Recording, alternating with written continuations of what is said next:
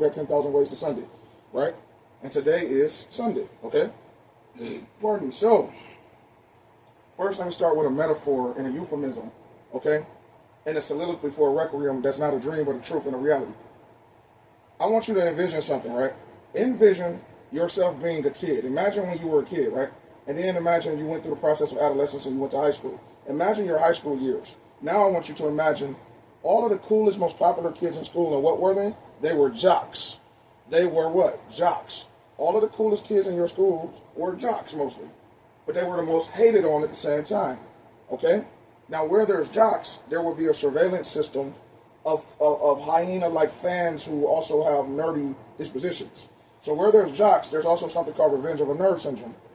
What if I told you that the way society perceives black Americans, society has what you call a revenge of the nerds mentality against black Americans for many reasons. But one of the number one key reasons is that we are genetically dominant, okay? So that makes us more prominent in terms of athleticism and things of that nature. So we have a collective history of extreme popularity more than other groups. We don't have to colonize people and hurt people in order to set trends of popularity. Okay, so we are indeed the jock race. And I'm being very, very sublime when I say it, but now I'm going to be overt and say it. If you think about every single athletic element historically, anytime we were interjected or injected into athleticism, from basketball to football, both American football and overseas football, anytime there's a black player, they are what? They are exceptional at all athletics. We are exceptional in all of these things that count amongst men, and if it counts amongst men, it tends to transfer psychologically and sociologically to a sexual additive that attracts women. So basically, a live libido, okay? A live aphrodisiac, no pun intended, but I know what that is. Aphrodisiac. Even in the sexual world, the women are, you can look this up, women pleasure themselves, okay? Can I get real friendly? Let me get real with y'all. Women of all races, especially white, the melanin recessive races, which is white and white adjacent races, they pleasure themselves with black dildos. Look it up. Okay, I'm just keeping it real, okay? So even in the sexual department, you have what's called BBC, big black you know what. You don't hear little pink D. So people are jealous innately of the black man and the black DNA, particularly the black American man, because the elites, by the way, they know we're the jock culture. We're the jock race. And when I say jock, I'm not talking about young jock, meet me in the mall, it's going to die, meet me at the bar, it's going to die. This ain't none of that. This ain't no young jock the rapper stuff I'm saying. This is the jock, the varsity jocks of society racially are black Americans. Wherever you have jocks, historically, you will have the anti-jocks who surveil and watch the jocks obsessively with envy and hate. That's why the same things all of these different groups of recessive people hate on about us, they will go and try to mirror and mimic and replicate. That's what you're seeing in an autobiographical film that is Sinners. Sinners is a racially autobiographical film. It shows you the net and brass tacks reality of the disposition and philosophy of each different racial group, at least shown in the movie, okay? Taking place pretty much in my grandfather's time. You know, that was pretty much that you know, Jim Crow era of the South, okay? So, if you understand the dynamics of that, each group shown in that movie shows you the racial dichotomy of the groups.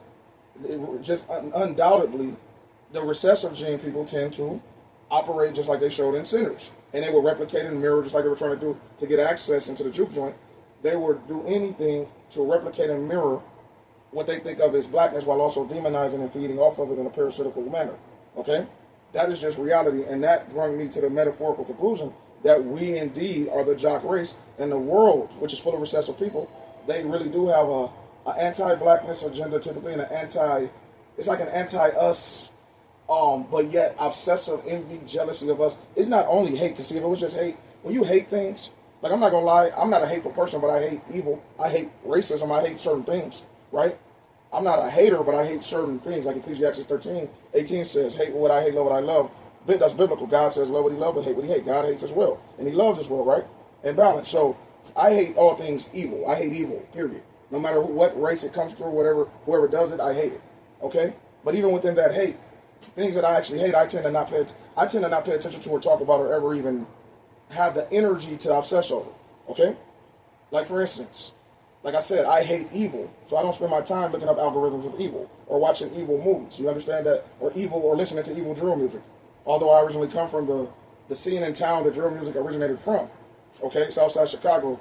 That's where I came from, and that was the origin of drill music. But even in that, and seeing some of the people that was involved with the origins of those stories that you see about on YouTube, seeing some of those youngins back in the day around the neighborhood, I was never one to be encouraging of drill culture or drill music, because I actually hate drill music, okay, and the drill culture, because I know how evil it is. It's a cancerous culture, okay. The point I'm making to you, I don't ever look that up in my algorithm, but people who claim to hate us so much as blacks and say they're fatigued by us, they sure as hell have us in their algorithm nonstop every day. And we only represent 13% of the human population, the whole human population, and mankind population, because we can get deep into that too. Because you got to have hue in your skin to be considered human. So we only make up 13% of the whole population, right? Not only in America, but in the world. People don't realize that. But yet we're the most popular group of people in the world. Why is that? We indeed are the biblical, and I'm talking about descendants of the tribes of Judah, okay? Same place where Yahushua comes from, the Black Messiah, okay? A place called Negro Land. Look it up, I'm not making it up, on the old maps. I'm going to do a whole other video about that. E1B1A blood quantum with a unique Yahudim Y haplotype. That's what Black Americans 12 series DNA, that's our DNA strand, and we have the Albert Perry DNA strand, okay? Look it up. I'm not making none of this up. Ronnie 2 doesn't make nothing up to you. I tell you the truth. And blessings and salute to my people, too, who did respond to my email and who donated something. Please make sure y'all donate to the PayPal for sure, okay? Even more so than Patreon. Follow me here on Patreon. Right now, this is the only social media I have. So this is all I can, I got right now. But as I get more donations, Lord willing, I'll be able to, get on, maybe TikTok and things like that as well, other platforms, as well as this Patreon, right? Because I'm indefinitely banned from YouTube, but F YouTube, I don't care about them, because I know they're extremely prejudiced and discriminatory from my experience personally, right? Because as soon as I told y'all about the blood quantum DNA of the Afro-Asiatic Yahudim, which is who Christ was the head of, the leader of, and when I told y'all the truth about, like one of my last videos that before I got banned was when I explained too that a lot of black Americans are not African.